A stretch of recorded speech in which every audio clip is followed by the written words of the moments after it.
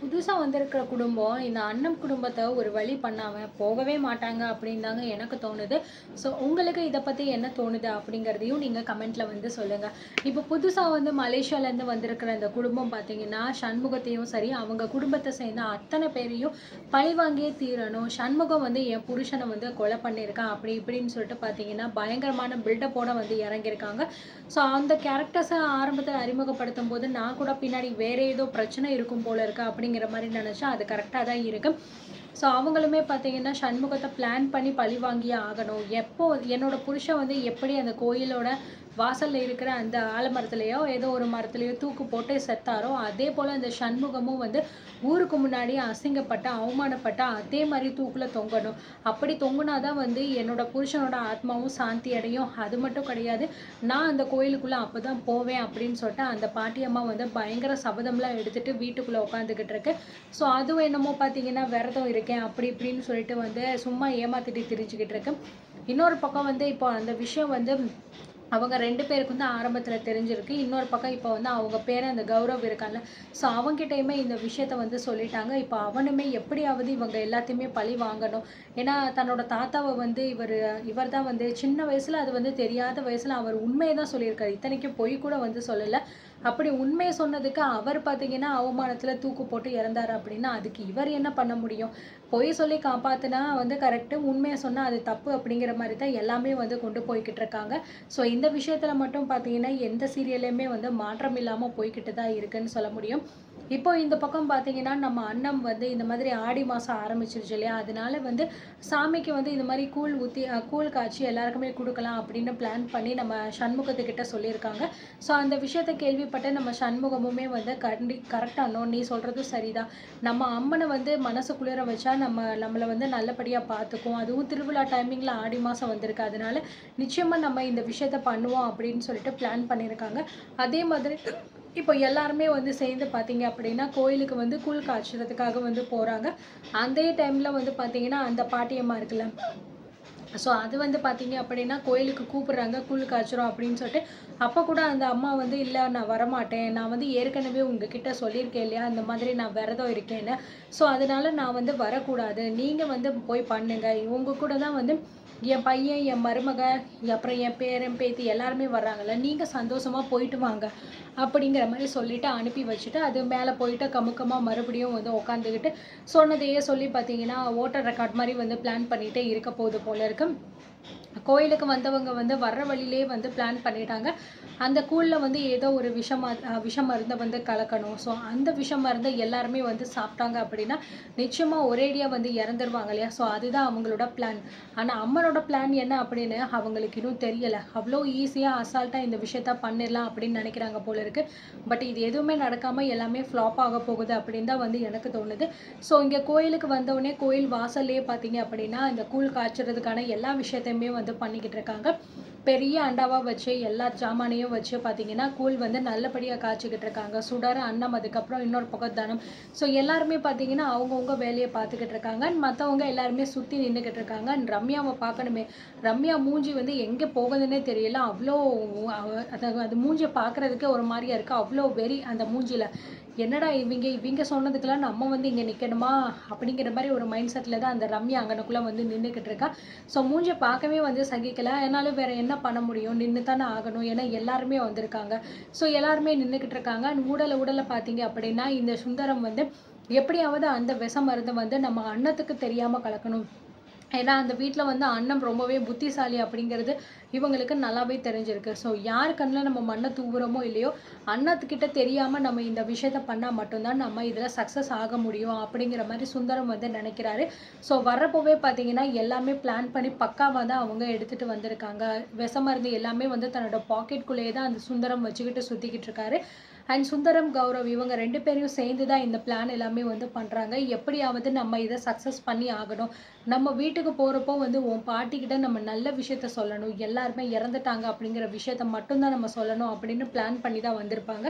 So ஒரு பக்கம் பார்த்தீங்க அப்படின்னா எல்லாருமே அறக்க பறக்க வேலை பார்த்துக்கிட்டு இருக்காங்க. அண்ட் சுந்தரம் பார்த்தீங்க அப்படின்னா அவங்க பொண்ணுக்கிட்ட வந்து, ஏம்மா சுபா நீ வந்து போயிட்டு சும்மா நின்று வேடிக்கை பார்த்துக்கிட்டு இருக்க, அவங்க 3 பேரும் வேலை பார்க்குறாங்கல்ல, நீனும் போய் ஏதாவது ஒத்தாசை பண்ணு அப்படின்னு சொல்கிறாங்க. சரி ஓகேப்பா அப்படின்னு சொல்லிட்டு வந்து போகும்போது அண்ணன் பார்த்தீங்கன்னா சுடர்கிட்ட வந்து கொஞ்சோண்டு வந்து விறகு எடுத்துகிட்டு வான்னு சொல்லும்போது அந்த பொண்ணு வந்து நான் போய் எடுத்துகிட்டு வரேன் அப்படிங்கிற மாதிரி சொல்லிட்டு போய் எடுத்துகிட்டு வரா. ஸோ இந்த விஷயத்த பார்த்து மணி பார்த்தீங்க அப்படின்னா, பாடுறா இந்த பொண்ணு எல்லாம் விறகு போய் எடுத்துகிட்டு வரேன்னு சொல்லிட்டு போய்கிட்டு இருக்கா அப்படின்னு சொல்லும்போது, ஆமா மணி உன்ன மாதிரியா எல்லாருமே இருப்பாங்க, நீ என்ன எனக்கு என்ன அப்படின்னு நின்றுட்டு கூழை வந்து காய்ச்சி முடிச்சதுக்கப்புறம் நல்லா 10 டம்ளர் எடுத்து குடிப்பேன், ஆனால் அந்த பொண்ணு ஒன்ன மாதிரியா இருக்கும் அப்படிங்கிற மாதிரி சொல்லி பார்த்தீங்கன்னா கட்டகுண்டு வந்து கரெக்டான இடத்துல கவுண்டர் வந்து கொடுக்குறாரு. ஸோ மணியும் பார்த்தீங்கன்னா சும்மா இருங்க மாமா வாயை மூடிட்டு, உங்கள் கூட பேசினாலே இதான் தொல்லை அப்படின்னு சொல்லிட்டு பார்த்தீங்கன்னா வாயை மூடிடுது. அதுக்கப்புறம் அந்த பொண்ணும் போயிட்டு விறகு எடுத்துகிட்டு வந்து அன்னத்துக்கிட்ட வந்து கொடுக்குது. ஸோ எல்லாருமே ஒன்றொன்னா வந்து வச்சு கரெக்டாக வந்து கூழ் எல்லாமே கிண்டிக்கிட்டு இருக்காங்க. ஸோ நம்ம அன்னமுமே வந்து பார்த்தீங்கன்னா நல்ல கூழை வந்து கிண்டிக்கிட்டு இருக்கும்போது சுந்தரம் பார்த்தீங்க அப்படின்னா நம்ம கௌரவ் இருக்கான்ல, ஸோ அவனை பார்த்துட்டு அப்படியே ஒரு சைகை பண்ணிடுறாரு. ஸோ இனிமே தான் நம்ம கலக்கணும் அப்படின்னு சொல்லிட்டு அவங்களுடைய டைம் வந்துருச்சு அப்படிங்கிற மாதிரி வந்து சொல்லிட்டு கூட அண்ணா நான் வந்து இந்த மாதிரி கூழ் வந்து காய்ச்சுறேன் அப்படிங்கிற மாதிரி சொல்கிறாங்க. ஐயோ பரவாயில்லைங்கய்யா இதில் என்ன இருக்குது, நானே பண்ணுறேன், நீங்கள் நில்லுங்க அப்படின்னு சொல்லும்போது இதில் என்ன அண்ணம் இருக்குது, பல வருஷம் கழிச்சு இந்த கோயிலுக்கு வந்திருக்கோம், இப்போ நீங்கள் கூழ் காய்ச்சுறீங்க, அப்படி இருக்கும்போது இந்த வேலையை நான் பண்ணுறதுல என்ன நடக்க போகுது, பரவாயில்ல குடு என் கையில் நானும் அதை பண்ணுறேன் அப்படின்னு. ஸோ வலுக்கட்டாயமாக பார்த்தீங்கன்னா கரண்டி அந்த பெரிய கரண்டி இருக்கு இல்லையா, அதை வாங்கிட்டு அவருமே வந்து கூழை வந்து காய்ச்சிக்கிட்டே இருக்காரு. எல்லாருமே ரொம்ப சந்தோஷமாக தான் வந்து பார்த்துக்கிட்டு இருக்காங்க, ஏன்னா இவங்க எதுவும் பண்ண மாட்டாங்க அப்படின்னு நினச்சேன். ஆனால் இவங்களோட உள்நோக்கம் என்ன அப்படிங்கிறது யாருக்கும் தெரியலை, இவங்க 2 பேருக்கும் மட்டும்தான் வந்து தெரிஞ்சிருக்கு. ஸோ அந்த உள்நோக்கத்தை எப்படி நம்ம அண்ணன் கண்டுபிடிச்சு அந்த சதியை முறியடிச்சு எல்லாரையும் காப்பாற்ற போகிறாங்க அப்படிங்கிறதே இங்கே ஒரு பெரிய ட்விஸ்ட்டாக இருக்க போகுதுங்க. ஸோ அந்த ஆளுமே பார்த்தீங்கன்னா கூழை வந்து நல்லா கிண்டிக்கிட்டே வந்து இருக்காரு. ஒரு வழியாக வந்து கூழ் ரெடி ஆயிடுச்சு அண்ணா அப்படிங்கிற மாதிரி வந்து சொல்கிறாரு. ஸோ உடனே கூழ் ரெடி ஆன உடனே பார்த்தீங்கன்னா எல்லாருமே வந்து இப்படி திரும்பி இருப்பாங்க. ஸோ அப்படியே வந்து பின்னாடி திரும்பி பார்த்தீங்கன்னா வந்து ஒரு வழியாக வந்து சாமி கும்பிடலாம், சாமி கும்பிட்டு நம்ம எல்லாருக்குமே கொடுக்க ஆரம்பிச்சிடலாம் அப்படின்னு பிளான் பண்ணி ஒட்டுமொத்த பேருமே அப்படியே வந்து டர்ன் பண்ணிடுறாங்க. ஸோ இந்த பக்கம் பார்த்தீங்கன்னா இந்த சமையலை வந்து அதாவது கூழ் வந்து காய்ச்சினது என்ன ஆகுது அப்படிங்கிறத பார்க்குற மாதிரிலாம் யாருமே இல்லை. ஒட்டு மொத்தமாக அந்த பக்கம் திருப்புறதுனால பார்த்தீங்கன்னா நம்ம சுந்தரமுமே அப்படியே வந்து சாமி கும்பிட்ற மாதிரியே ஆக்டிங் பண்ணுறாரு. பண்ணிவிட்டு அதுக்கப்புறம் கண்ணை திறந்து பார்த்தா எல்லாருமே வந்து கண்ணை மூடி சாமி கும்பிட்டுக்கிட்டு இருக்காங்க, யாருமே பார்க்கல அப்படின்னு நினச்சிக்கிட்டு.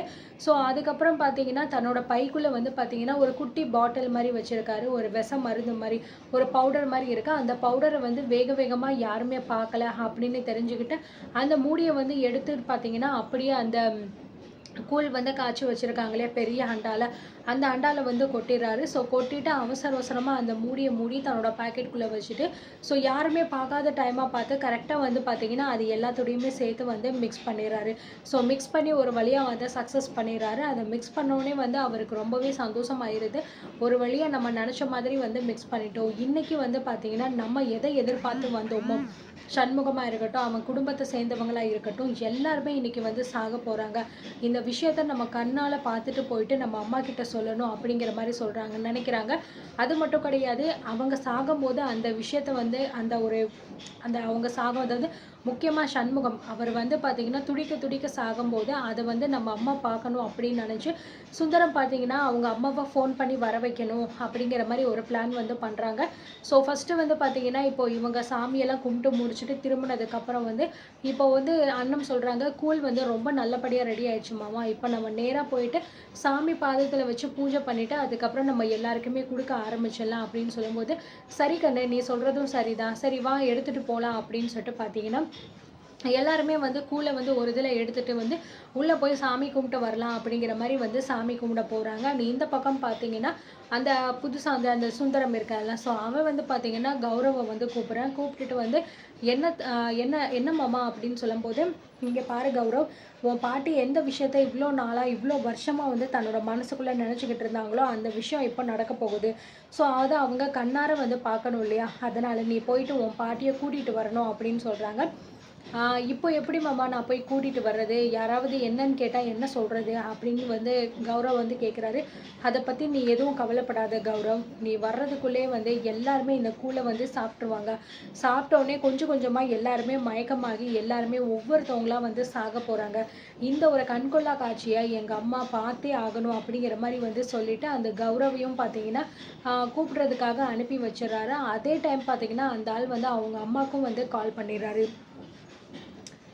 ஸோ கால் பண்ணி வந்து பார்த்தீங்கன்னா என்ன சொல்கிறாங்கன்னா, இந்த மாதிரி நான் இவ்வளோ வருஷம் நீ என்ன நினச்சிக்கிட்டு இருந்தியோ, ஸோ அது இப்போ வந்து நடக்க போகுதுமா.